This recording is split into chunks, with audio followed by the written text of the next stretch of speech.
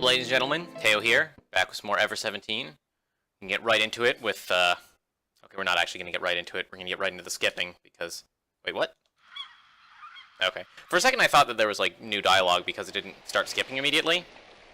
I was like, oh, huh. I guess, triggering the flag at the end of all the routes did something, but it didn't do something. I just, like, fat-fingered the F3 key twice, which, like, made it start skipping and then stop skipping. I got baited.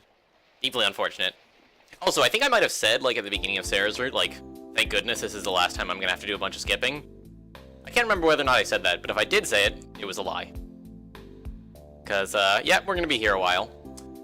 This time it's actually for the last time, I assume, because, after this route, the story's over.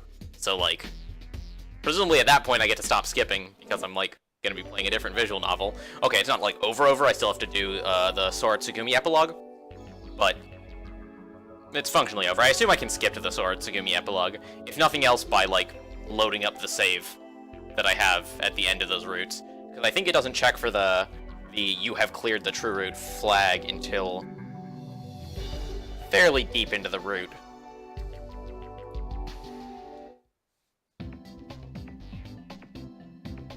So yeah, presumably there won't be too much skipping there, if any. So probably the last time, but I make no promises, because usually when I make promises I lie and break them. Because I have, serious moral failings. That's what the judge called it.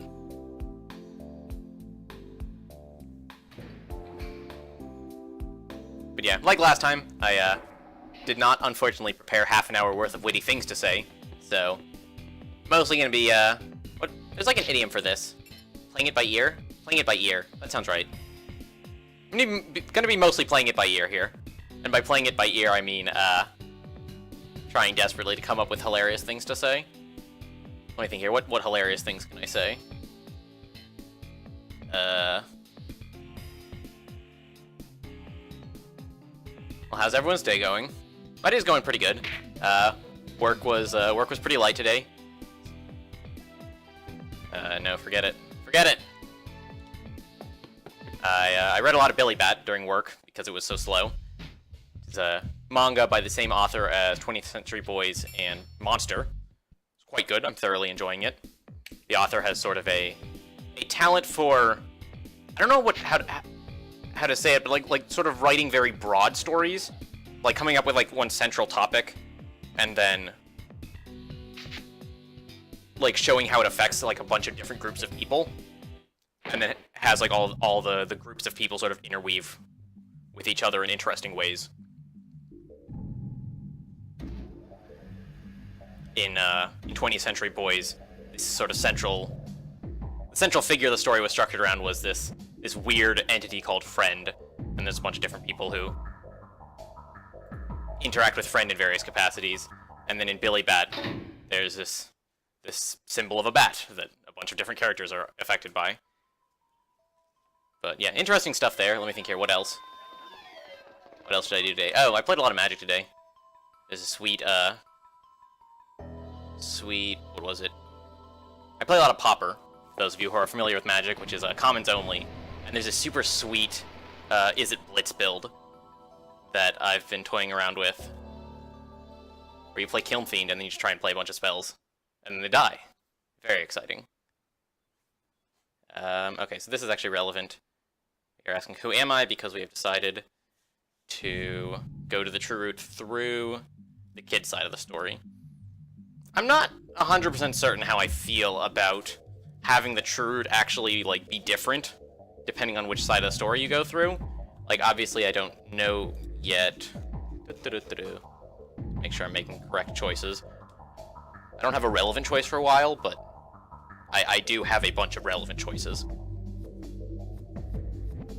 Like, obviously I don't know what's actually going to happen during the true route. So, like, I don't know how impactful it is that I have the option of, like, coming in from either side of the story. But it's just kind of annoying that, like, the true route's supposed to be, like, the last thing I do, but I'm not getting 100% of the story from either side of the story. if that makes sense, right? Like, I'm probably getting like 90% of the story, but there's probably like interesting setup things that happen in Takeshi's, from like Takeshi's point of view, that I just don't get to see because it's not worth the time investment to like go through all the steps in Takeshi's route just for like a couple extra lines of dialogue.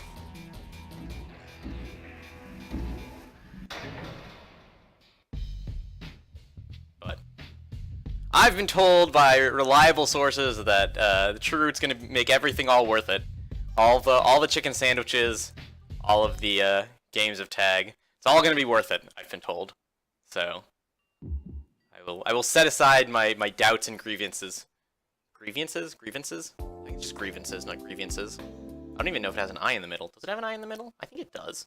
So it's like a silent I. Anyway, I'm gonna set aside my doubts and grievances for the moment and enjoy the ride.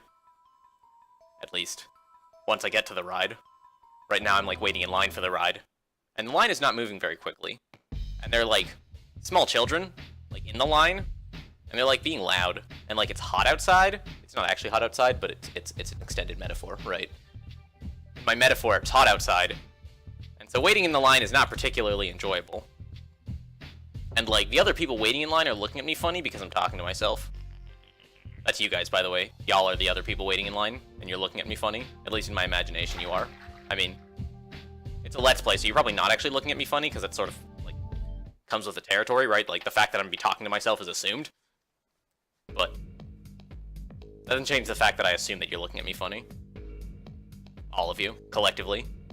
I've merged you all into one sort of amorphous being, composed solely of eyes, in my imagination. And all the eyes are focused on me. You know, people sometimes call me a narcissist. And they're absolutely right.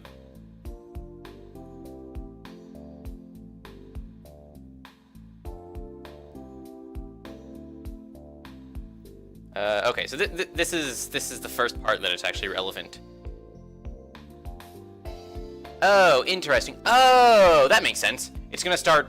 I get to start doing stuff in scenes where Coco shows up, which makes a lot of sense given that it's Coco's route. So what's the context here? Oh, okay, yeah. So when we're saving Sarah originally, there's two girls inside the elevator. We hear two girls inside the elevator. Just a little bit confused, like theory crafting wise, as far as the relationship between Sarah and Coco, and whether or not there even is a relationship between Sarah and Coco, or if it's all sort of incidental. Coincidental? Incidental? Those words, like, do those words have meaningfully different meanings here? Anyhow. So yeah, well, before, didn't you hear two voices? Two? You shot the question back at me and then looked back at Mayo. No, I was all alone. There was nobody. And here we have to be dubious, right? Or not dubious, doubtful? Can you be dubious? This is what you all tune in for, right? Is like, my lack of understanding of basic English grammar structures, despite being a native speaker and having lived in the US my whole life. So yeah, so we have to be doubtful. I guess it was just my mind playing tricks on me. May would glance at me from time to time, but when our eyes met, she would look away. Knocked you... Who's this? Okay, so this much is... Wait, was that the right choice? I guess both of the questions made us... Or both of the options made us sound kind of skeptical. Alright, new plan. I can go double check to make sure I did that right. Wait, no, not... Wait, what? No, stop. Bad. Okay, we're good. Autosave just now. It is the 17th. It's like 6-something p.m. Oh, okay, I was supposed to pick really... Wow, those choices look really similar. I like, just sort of assumed that one of the choices was... like... I don't believe you, and one of the choices was... I believe you. But they're both just... I don't believe you. That's obnoxious. Really? Yeah? You're sure there was no one else there? I said there was nobody there. Even in the elevator next to you? No, I don't think there was anybody riding in it. I was shouting for help the whole time and nobody answered me. I wondered why not. The voice that I had heard a little bit ago was grating on my mind. I just want to make sure one more time. Sarah, there was really no one riding in the elevator except for you. So there was somebody? No, there wasn't, but... Why? How do you know? My name. Oh, interesting. That is not the direction I was expecting this to go, but makes sense. Reasonable question given the circumstances. Name? What? Oh, that's right. We haven't told you Maya's real name. That instant, my vision shook crazily. Oh, interesting. Maybe the kid's gonna get his memory back, like, right away. On this side. No, that doesn't make sense because I still have the option of opting out of Coco's route from here, and then Sarah's route wouldn't make any sense if I had the ability to get my memory back right here. Something spine-chilling was squirming in the core of my body. The feeling spread through my network of nerves to the far corners of my body in an instant. Hey, I asked you why.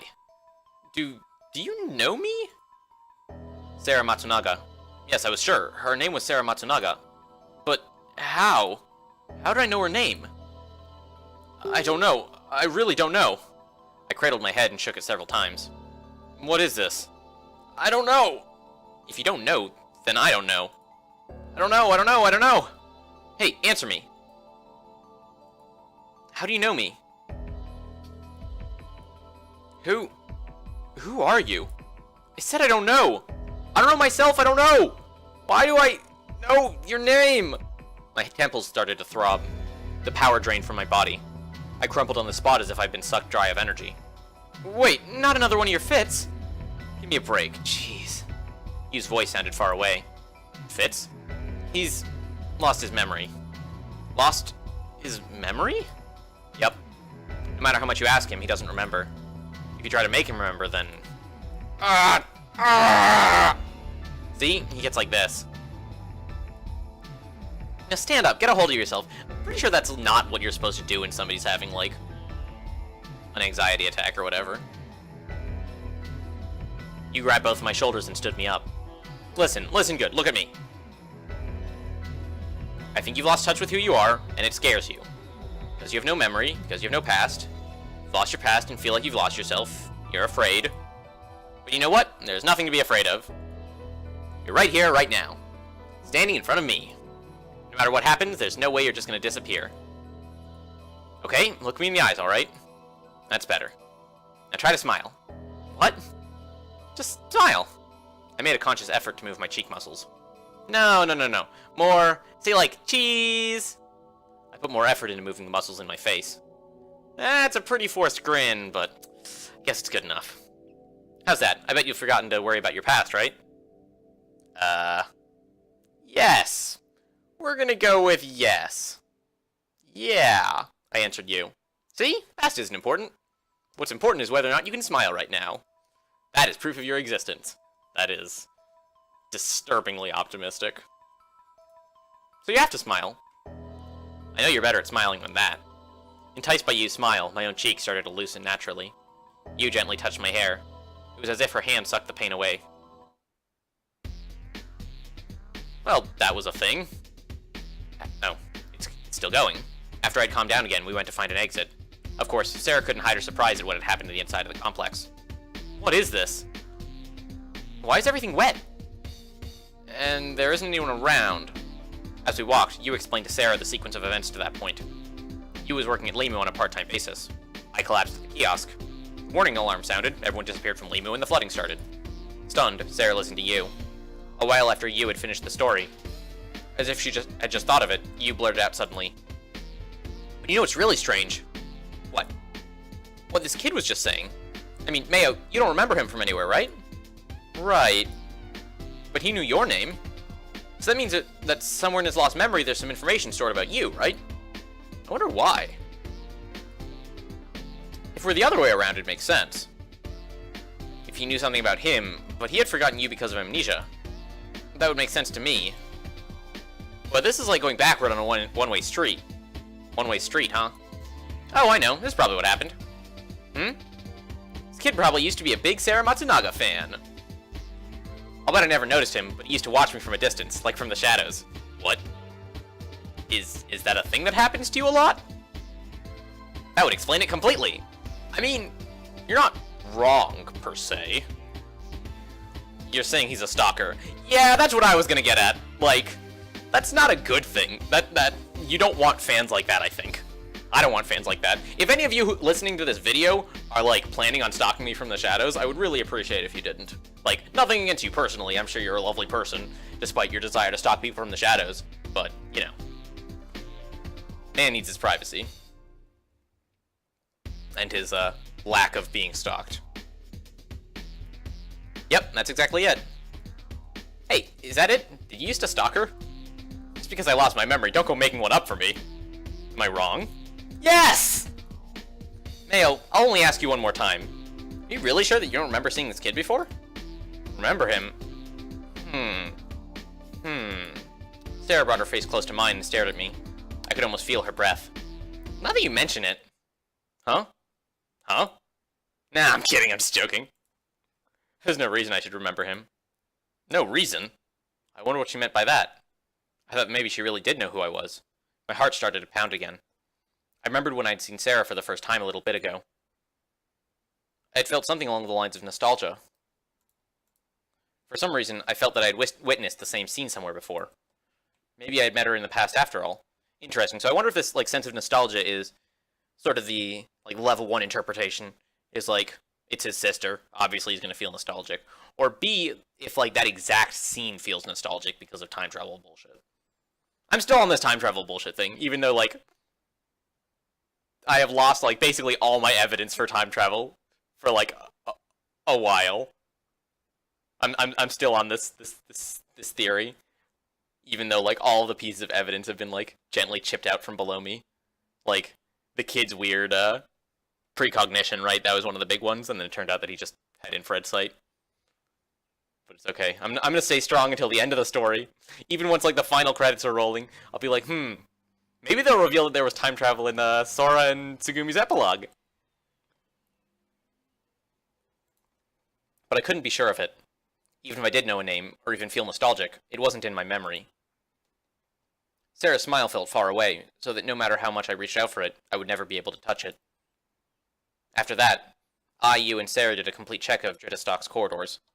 Okay, and then this is new, or old, rather. There's Heimel. Hi, Heimel. How's it going?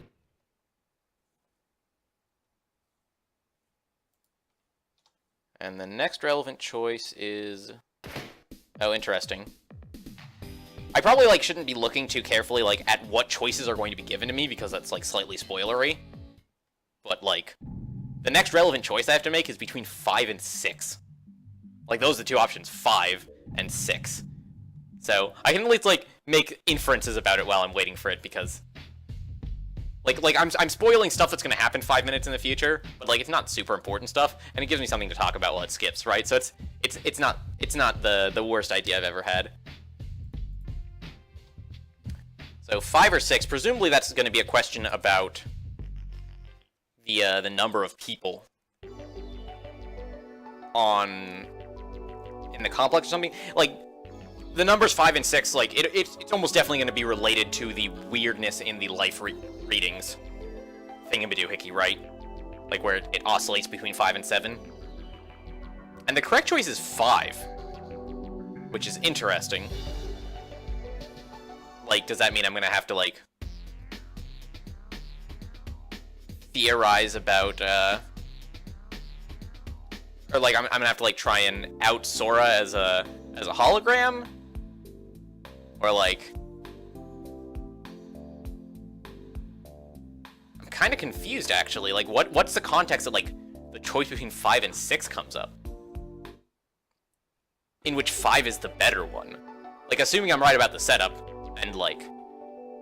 realistically, the numbers 5 and 6, I would have difficulty imagining any other context where that, like, those are the two options. But, like... what would they be asking me about? Oh, also, on a completely unrelated note, I made an observation earlier in the day. It took me a while, but I finally realized one of probably several things that the title is referring to. Like, the number 17 popped up a couple times in the story, right? Which was obviously intentional. But one of the big ones, and one that makes a lot of sense combined with the word ever, is Tsugumi's age, right? Like, one of the things that Ever17 is referring to is the fact that Tsugumi will forever be 17.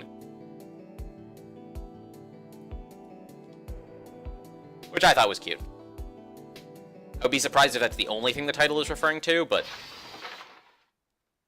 makes sense, if nothing else.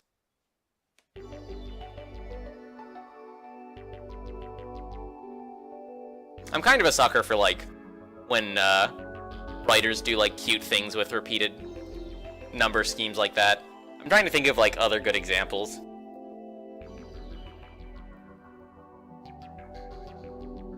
That aren't, like, super spoilery.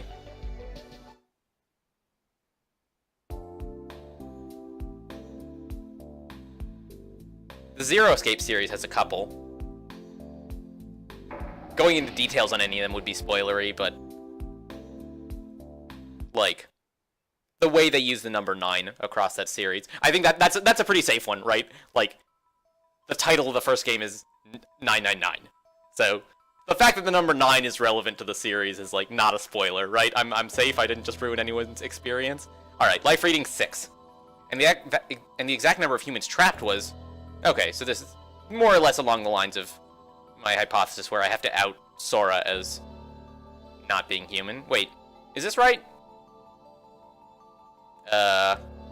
Kid, Takeshi, Sarah, you, Sora, Tsugumi, Coco, right. So there's like 7 people that I care about. All of them are here except Coco. So yeah, 5 versus 6 is outing Sora as a hologram. Exact number of humans trapped was 5. Wait, that's not right. That's definitely weird. I protested. There are only 5 people that didn't escape in time. But the Bioscan is showing 6. So there has to be someone else in Limu. Huh, why do you say there are 5 people? Sora, Tsugumi, Takeshi, the kid, Nakyu, and me. That's 6. No, Sarah, that's wrong. The thing is, Sora is... The words jumped out of my mouth. Thing is, Sora is... She's not really here. She's not here? What are you talking about, kid? Aha, we outed her. We did it! Sora is... She's an RSD-generated image. What? RSD? It's a system that uses semiconductor lasers to project an image directly onto a person's retina. In other words, the Sora that we're seeing is just an image. Sarah and Takeshi's jaws dropped and they blinked again and again. Being an employee of Limu, I figured that you had known this from the start. She didn't look surprised, but just gazed off into the distance. As for Sora... Yes, it's exactly as the kid states. I'm not flesh and blood. Oh my god, are we finally gonna get an answer to this? I've been, like, annoyed at not having a clear answer to this the entire bloody game, as to whether Sora was, like, supposed to count towards the stupid life readings number. If we finally get an answer to that, I'm gonna be so happy. I'm gonna be so happy. I have no form. I'm merely an image. My thoughts and personality are all controlled by an AI program. No way. You don't believe me? Of course not. I mean, Sora, you're here. Actually, your disbelief is really quite a compliment. But Takeshi, it is a fact. Really? Looking scared, Sarah reached her right hand out towards Sora. Her arm met no resistance as it plunged into Sora's body. Wow. Sarah reflexively snapped her hand back. Now do you understand? Takeshi and Sarah froze, immobile like they were cut-out pictures. Hey, you got it, right? So Sora isn't detected by the Bioscan sensors. Hey! We did it! We got an answer! Hey! I'm, like, irrationally happy about this.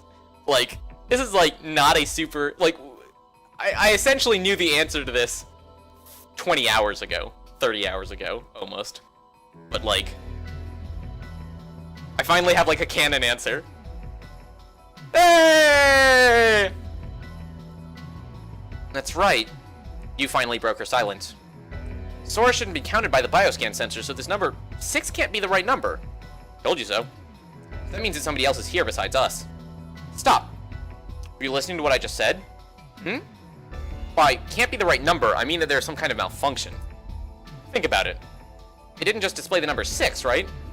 The first time we looked at it, it was saying 7, too. Then it would jump between 5 and 6 and 7. How do you explain that? Oh yeah, that's a good question, right? We're still, like, over capacity. Because we have 7 humans. Right? Minus Coco, because she's not here. Or, sorry, minus Sora, because she's not physically here. And then Pipi and Chami, right? So across the entire series, there are 8 living beings in Limu. And it never goes up to 8, right? Right? 7 cast members, 2 pets? Or 6 cast members, minus 1 because she's not human. Oh, wait. Am I just dumb? Am I really bad at counting? 1, 2, 3, 4, 5. So, Tsugumi's 1. You, Sarah. Does not count Sora immediately. Coco, Kid, Takeshi. And then pets. So yeah, that's 8. That's 8. Why does it never go up to 8 then? That doesn't make any sense. Like, the pets are both canonically there in Takeshi's roots. Like, maybe Chami isn't there in the kid's roots would explain it. Or maybe Chami just, I guess, never leaves Tsugumi's pocket. Or Pee-Pee isn't there. Oh yeah, Pee-Pee not being there would make sense for the kid's roots. But, like, Pee-Pee is definitely there in Takeshi's roots. Like, he, like, interacts with the cast. We can see him. So, like, why does it never go up to 8? I'm super confused. How do you explain that? Story of my life. Even if, like you say, there were other people that didn't get out of here in time, you think somebody would suddenly appear, disappear, or split into 2 people? Well, how am I supposed to know? See? What if somebody else were here, then what would you do? Why don't we just search, and if we don't find anyone, we can call it quits? I don't see any reason that you could have against searching. I'm not against it. But this is just a computer glitch, and I don't think we should, let it go controlling us and making us all upset. So you really are against it. Yeah, that's what I'm hearing. I said I'm not. Jeez, fine. I got it. Enough of this. So, shall we go search for this someone? I gave a big nod. At that point, what about Tsugumi? Sora said it hesitantly. Oh, that's right. The reason we all came here was to find out where Tsugumi went. Correct. So wouldn't it be logical to search Limu while we determine the location of Tsugumi? Okay, sounds good. Well, let's get started then. Tsugumi was on his white stalk, right? Yes. Sarah and Takeshi didn't react at all. I imagine they still couldn't quite swallow the idea that Sora was an image. The two were frozen stiff with their eyes completely absorbed by Sora. What are you doing? Hurry up, let's get going. I tugged Sarah and Takeshi by the arm, leading them from the control room. We climbed the emergency stairs, aiming for the floor that Tsugumi was on. Only Sora remained in the control room, thinking of ways to escape, establish communications, recheck the complex, and trying to get the malfunctioning systems back online. We arrived at its white stalk, and when we did, a voice came from the speaker above the corridor. Right now, Tsugumi seems to be in the security office. I figured Sora was using the complex intercom system to announce Tsugumi's location. Alright, security office, huh? You said this toward the ceiling. On the way to the office, Takeshi said, Hey, that surprised the heck out of me, Sora being an AI. I know, it's crazy to think that she's only an image. I mean, she said something about a laser projected on the retina or something? Takeshi and Sarah were as excited as 2 kids experiencing Halloween for the first time. But you knew, right, that Sora's RSD generated? Yeah, I work here after all. Well, why didn't you tell us? Well, basically, I didn't think it was what Sora wanted. Sora herself didn't say anything about being AI or RSD, right? The fact that she's been quiet about it tells me she probably wanted to keep it a secret from everyone. If she didn't, then she would have told you about it. If she didn't, then she would have told you all about it long ago, don't you think? So I didn't tell you. I didn't think I should be the one to tell you. Okay, that's reasonable. It was like getting all up on her case earlier in the story for, like, letting the whole farce play out, where people, like, are making, like, bizarre hypotheses that can all be easily debunked by Sora, by, like, telling them that Sora is an AI, right? Or, like, coming up with hypotheticals where not knowing that Sarah is an AI could actively put their lives in danger. But Yu's reasoning is fine, I guess. Guess I can't fault her too much for that. I get it. So I shouldn't have said that? What? You said that Sora wanted to keep all the AI and RSD stuff a secret, right? And I went and told everyone all about it. Sora might be mad. That's silly. Not in the least, kid. Ah! Sora! Suddenly Sora appeared before everyone. We stopped, surprised. It's something that I thought that I needed to tell you. Besides, it's not something I was deliberately trying to hide. Or desperately trying to hide, rather. So please, try not to worry about it. Wait just a second. So how did the kid know about Sora's identity? Kid, you should not have any memories from before you fell in the pond, correct? Yeah. So that means that somebody must have told you about Sora after that. No one told me. So how do you know? That, Not again. I thought about it. It was the same as the time I had blurted out Sarah's name. I knew something that there was no way I could know. The fact that Sora was an RSD image.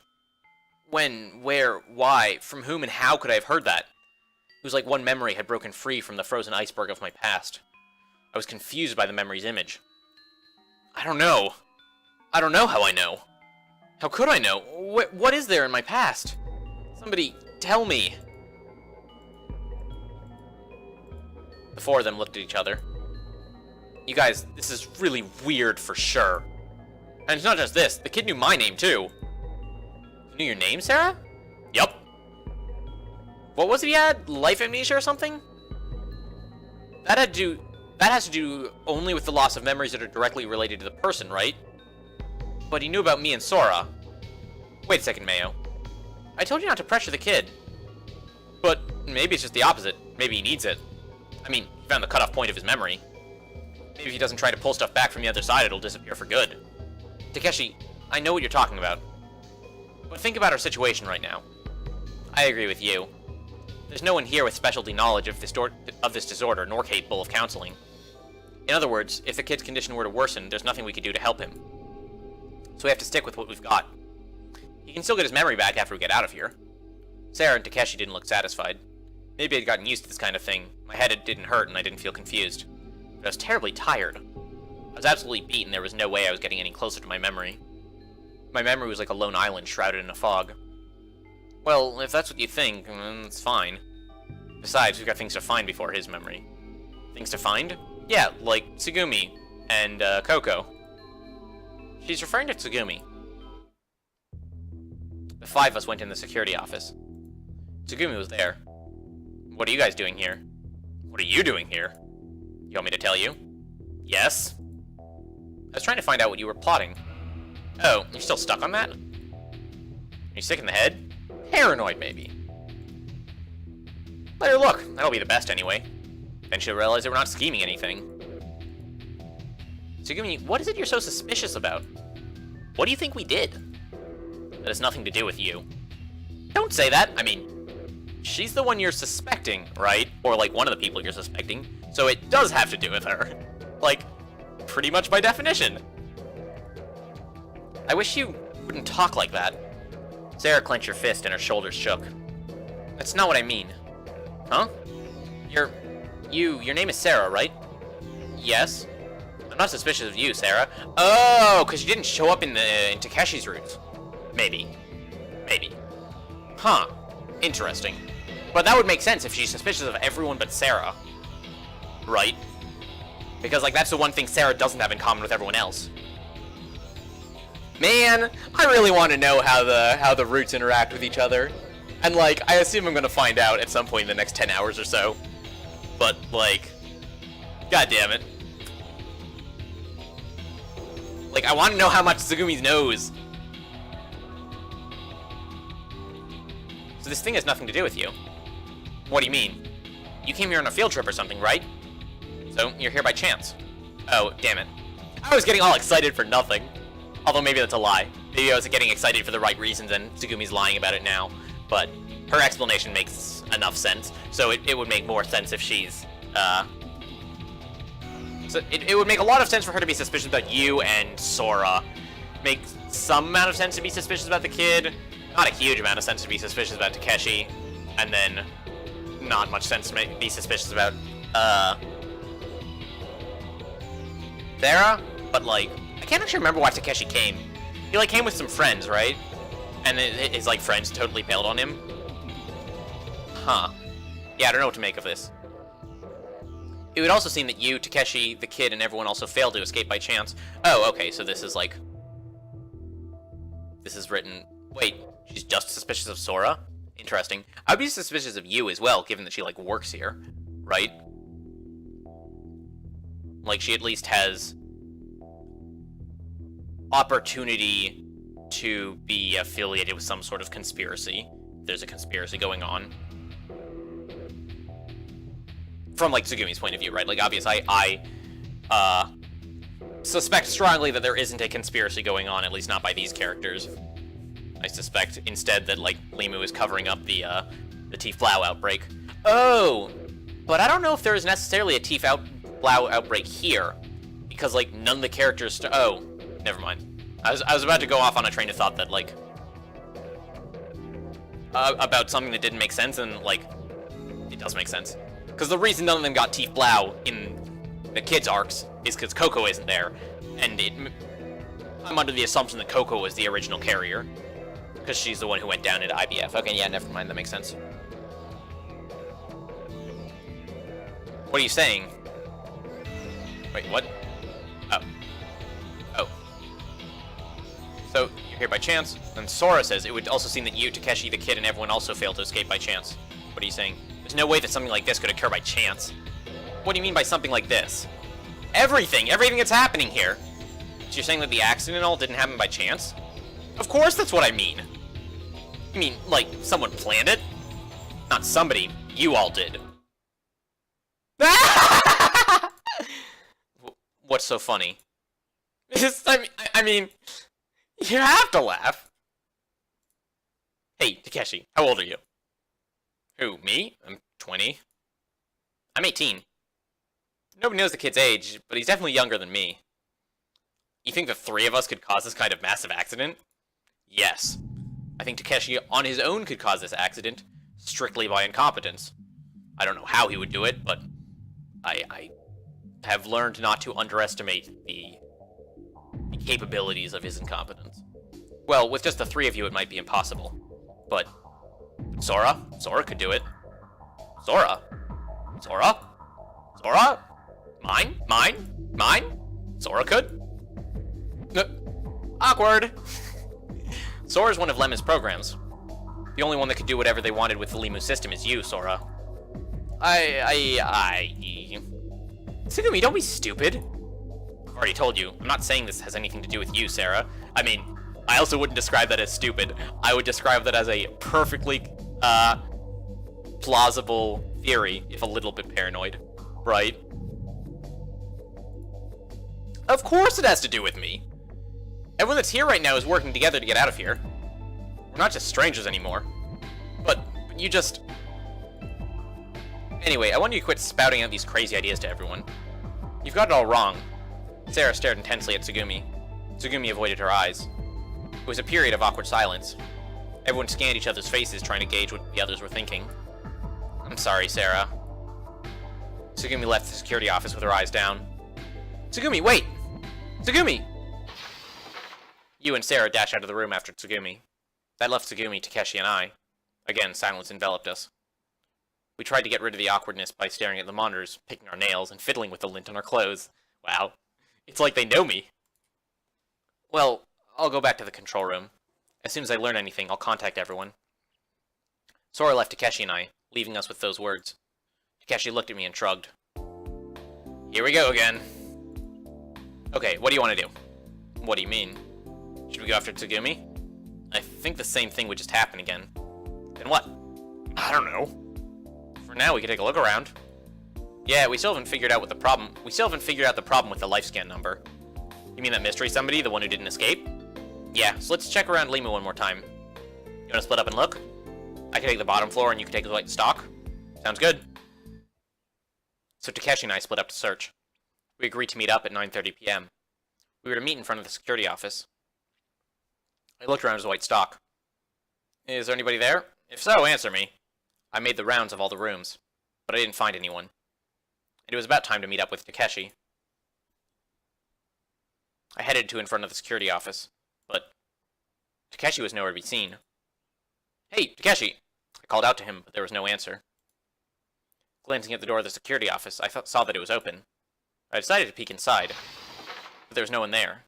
Hey, Sora, do you know where Takeshi went? I called out to the empty ceiling. I was betting that Sora might be monitoring me from the control room, but it didn't pan out. The speakers in the ceiling remained painfully silent. I wonder what I should do. I thought as I wandered walking through the corridors.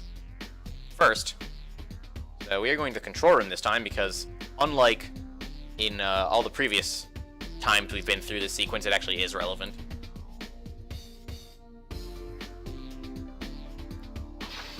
I went to the control room again. What's up? Any progress?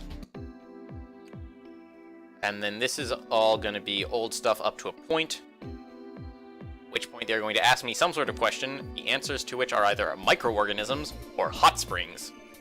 Which is like at least the 5 and 6 were like interesting to speculate about, but like microorganisms versus hot springs? What? I'm super confused. Thermal vent. Oh, sure. Okay, that makes sense. I waited for the rest of the explanation, but Sora didn't say anything more. I guess she was trying to say, figure the rest out yourself. I figured that if it were the Lieblich Pharmaceutical Japanese-German joint venture that had control of Limu, there had to be a reason that a pharmaceutical company would build a theme park in a place like this. That reason and in-house power generation, what could they have to do with each other? Power generation, thermal seafloor vents. The first word that popped in my head was, it is apparently microorganisms. Microorganisms? Wait, microorganisms are important to the overarching plot? Like, we're in the final arc, right? So I assume that anything new that's brought up is, like, deeply important. But, like, what's up with microorganisms? Well, maybe Sora will tell us. That was it, microorganisms. That was? There were unique kinds of microorganisms found around thermal seafloor vents that weren't seen anywhere else. That was why Lieblich Pharmaceuticals was researching microorganisms on the seafloor. Heimel, IBF, high-pressure oxygen treatment device. All these words that I had known flashed onto the screen in my mind. As usual, I had no idea why I knew them. I had no idea about the reasons or causes behind them, but I was convinced that they were facts. On the ocean floor, below Limu, Lieblich Pharmaceutical has a research lab, right? I said this straight out to Sora. Oh yeah, you're not supposed to know about that. That's like, top secret. How do you know about that? I thought so. Lieblich made IVF on the seafloor to research germs and viruses. Oh, sure. Okay, that's what they mean by microorganisms. Like, specifically Tiefblau. Okay, fair. Theme park was just kind of a cover. The researchers acted like staff members for Limu, going above the ocean and back down to the seafloor. That way nobody would suspect that there was a lab here. Or it might have been a way of securing capital. Working in conjunction with a bustling amusement park, you'd never be short of research funds. I'm right, aren't I? Kid, exactly who are you? I don't even know myself. All I know is I do know these things. I know it all, like a prophecy playing like a film in my mind. You couldn't. Are you lying to me? Are you hiding something? I'm not hiding a thing. I'm being completely open about it. About everything I know. Everything. I see. Anyway, please forget about the conversation we just had. I know, I won't tell anyone. That's not what I mean. I mean, forget it. There's no research station on the seafloor. In the past there was, but it's been closed. Wait, what? If that's true, then that's really interesting. Like, really interesting. Because if it's closed, then that is like strong evidence pointing to the kid's roots being after Takeshi's roots. Which, again, feeds back into a possible reason why Tsugumi isn't suspicious of Sarah. Oh, baby. Stuff's getting interesting. Please, just pretend that is the truth. Damn it! Every time I, like, go off on some interesting tangent because of some line of dialogue that I feel has deeper meaning, they just, like, the next line of dialogue either, like, completely upends my theory, or just flat out, like some cool theory I come up with, they, like, validate in literally the next line, and I'm like, well, man, why did I even go to that effort? But, like, if IBF isn't closed, then all my cool theories just went out the window. Man, I'm so sad. Please, just pretend that's the truth. Okay, I understand. If it's that important to you, then I'll forget it. You promise? I swore that I would, then I left the control room. I thought I would go somewhere else. And then this should all be old news. And then I think I did it top to bottom last time. Or like last time I started with, I think last time I did control room and then top to bottom, so there shouldn't be like random pieces of dialogue sticking out where there's like 1 or 2 new lines because of the sequencing of the rooms. I think I've expressed my frustration about that in the past. Like, on one hand, yes, it is nice from like a continuity standpoint for the writers to acknowledge that the rooms that you've been to have been to, like, you've been to the rooms that you've been to, and as such you have like slightly different information sets depending on what order you go to the rooms in. But on the other hand, from like a how much attention I need to pay to the game while I'm like skipping through text standpoint, like, it's a little bit irritating to have like 1 or 2 lines of dialogue change that aren't at all important to the overarching plot. But it is what it is. There is a reason for the dialogue to exist, and I can appreciate that.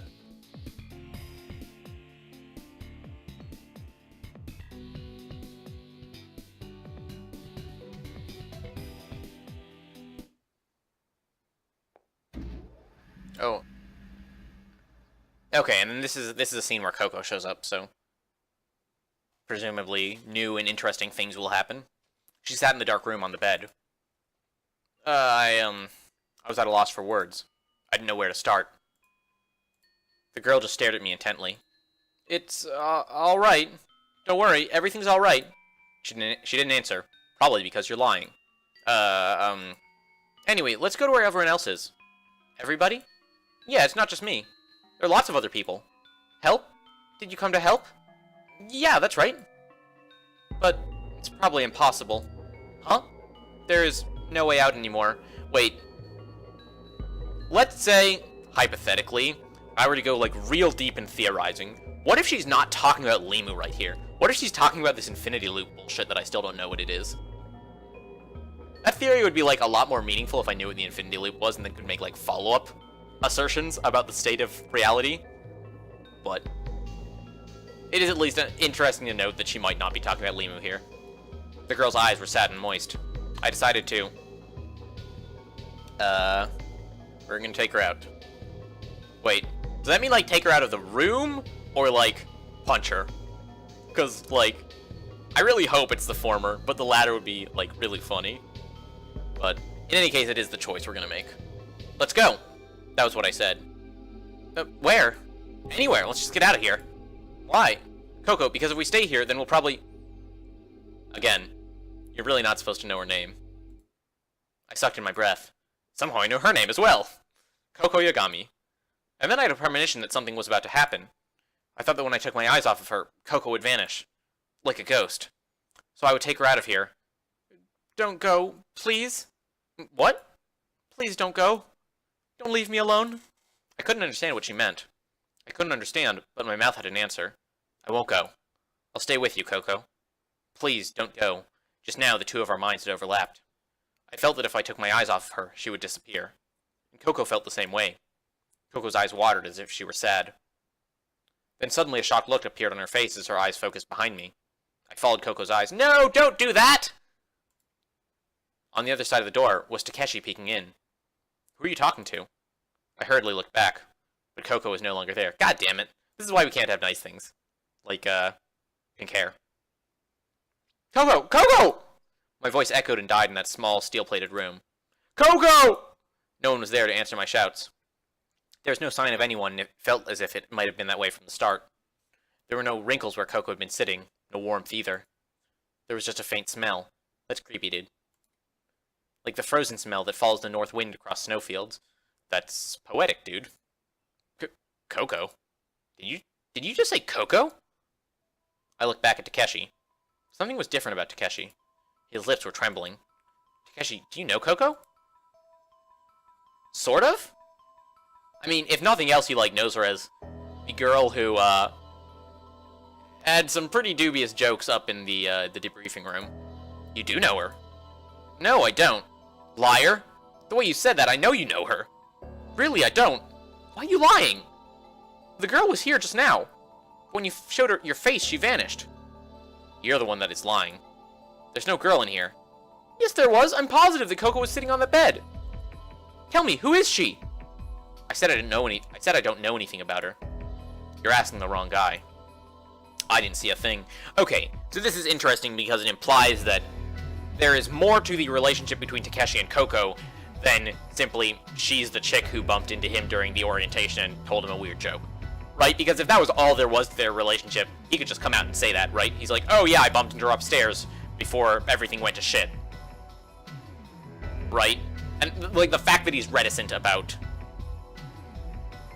Coco means that he probably knows more about her than just that. If that makes sense. I didn't see a thing. You're the one who said you're seeing things, right? I should be asking that question to you. Who is Coco? Some friend of yours? No, but... So why do you know her name? I don't know why, but it just suddenly popped into my head. Oh, not this crap again? You got a pretty tricky case of amnesia. Alright, kid. Let's say you happen to meet some girl in this compression chamber. And you don't know why, but you knew her name. And then, like some phantom, she just disappears without a trace. You're telling me to believe that? I'm telling the truth! Sure you are. It's true, I said! I know. You don't get it at all! Look, I'm getting out of here. You coming? Huh? Everyone's waiting for you. We're gonna eat together. Who cares about eating? Fine, do what you want. Takeshi left me with those harsh words and departed. Before going to the conference room, I peeked into the control room. The Bioscan figure was eating at my mind. Life reading's 5. Rip Coco. The number had dropped from 6 to 5. Everyone was in the conference room. There were fried chicken sandwiches and drinks secured from the sandwich shop there for everyone. Only Tsugumi was absent. I wondered where she had gone, but more than that, I was worried about her. I told everyone about the girl, but everyone just laughed and no one listened. No one else had seen the girl. Then I remembered the Bioscan figure. 5, 6, 7. What could it mean? If the girl was in fact a ghost, that would mean that the number 5 was correct. Sora wouldn't be included, and the 4 of us here plus Tsugumi would equal 5. But the number had jumped to 6 and even to 7. What in the world could that girl be? That reminded me of what you had said. You think somebody would suddenly appear, disappear, or split into 2 people? If that were the case, it would explain everything. When the girl disappeared, the number would be 5, when she appeared 6, and when she split, then 7. Split. That was crazy. I shook my head at my own silliness. Maybe I was losing it. Something had to be wrong with me. I need to calm down and collect myself. While I thought this, I flipped up the tab on the can of cola. And there was your first mistake. At first, I didn't know what had happened. I licked the liquid around my lips. It was sweet.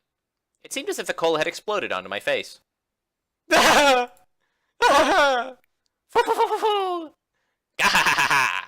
Everyone exploded in a chorus of laughter. Hey, what the heck are you doing, kid? You said this laughing. These cans contain pop made with special gas, so they're at 6 atmospheres. But right now we're at 1 atmosphere, right? So, if you don't hold it down when you open the can, the carbonation inside explodes! As she laughed, Sarah took out a handkerchief. I took it and wiped my face. I was enveloped in laughter. Without noticing, I'd forgotten about everything that had been weighing on my mind. Almost an hour had passed. No help had come. There was no contact. And then then Teo pressed the F3 button, and he got to stop caring. Exciting stuff. Okay, so wait. When was the next time that Coco showed up?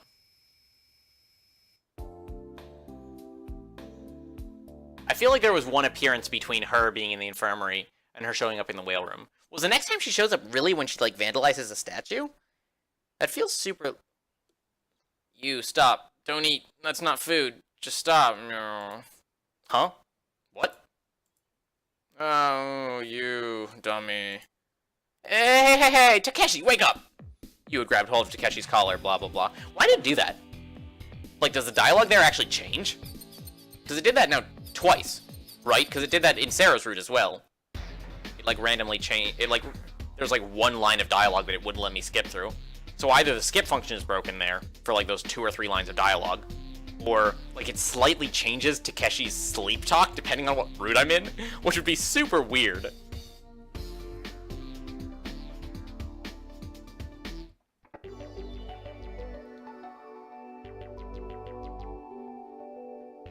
But yeah, is really the next time Coco, like, shows up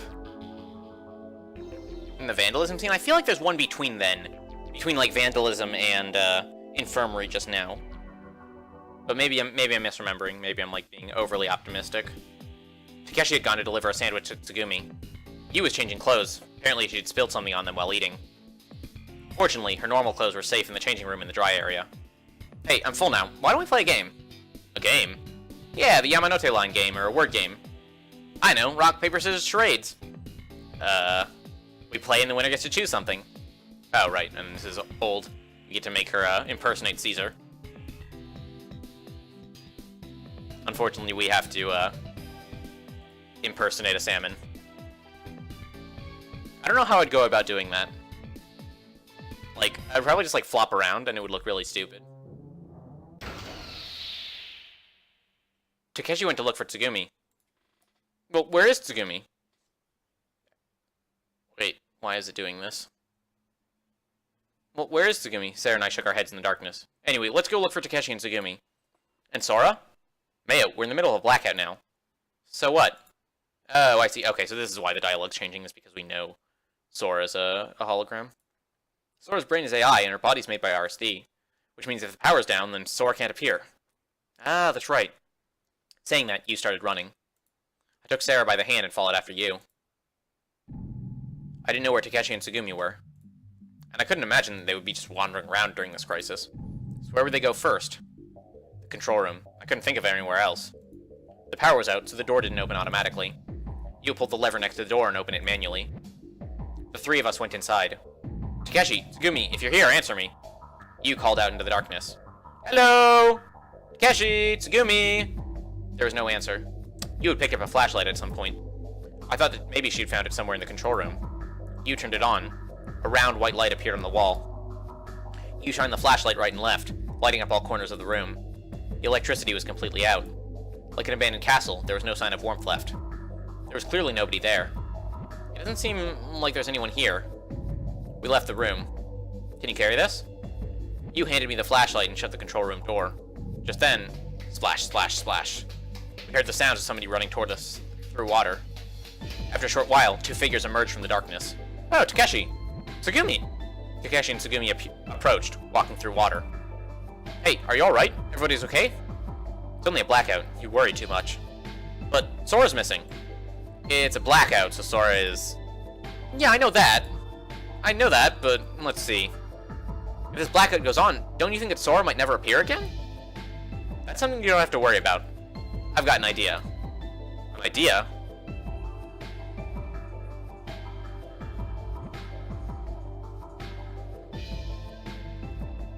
I think we should try the generator room. Generator room? I figured that the cause of this blackout is trouble in the generator room. That reminded me of something Sora had said the day before. Limu didn't receive any power from the outside, but had an in-house generating system. It draws hot water from a thermal seafloor vent and operates the generator using this heat. Tsugumi, you'll come along, won't you? Sorry, but I'm not up for it. What?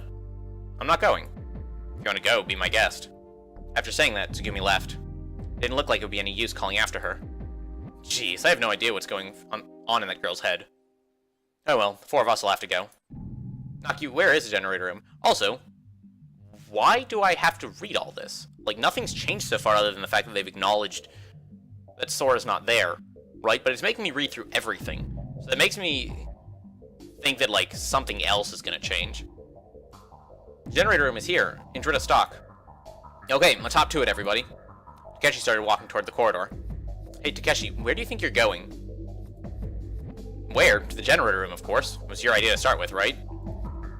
And how are you thinking of getting there? Huh? By walking through the corridors, dummy. Oh, please. You really don't get anything, do you? Huh? What's that supposed to mean? Hey, you. I don't think I get it either. Me neither. You guys don't remember the map of Lima we saw yesterday? Map? Map. Map.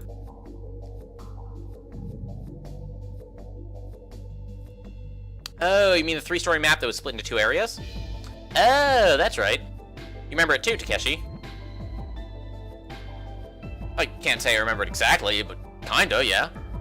And what was between those two areas? Between them? How am I supposed to know? I don't think that there was anything.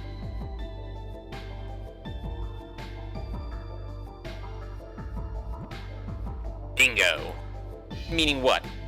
The two areas are divided by a block, which is now underwater, and we can't go directly from the control room area to the generator room area? Besides that, the emergency stairs of one of those areas was also flooded. So what? Ah, I got it. To get to the generator room area, we have to access the second floor. And the only way we can do that is by using the neutral buoyancy elevator. Correct. So we have to go to the entrance to the neutral buoyancy elevator. That's right. Now that you got it, let's get going. Okie dokie. Sarah took a bizarre kung fu pose and started spinning like a top. But I had no idea what she was trying to do. Before going for repairs, we had to secure tools. And to listen to the exciting saga of them securing tools, you'll have to tune in tomorrow, because that is it for me. It's Teo signing off, and I will catch you all in the future. And probably also the past, and the present. Maybe? I don't know. Time is complicated. I'm gonna chalk it all up to time travel. It's all time travel's fault. Yeah, that's what we're gonna go with.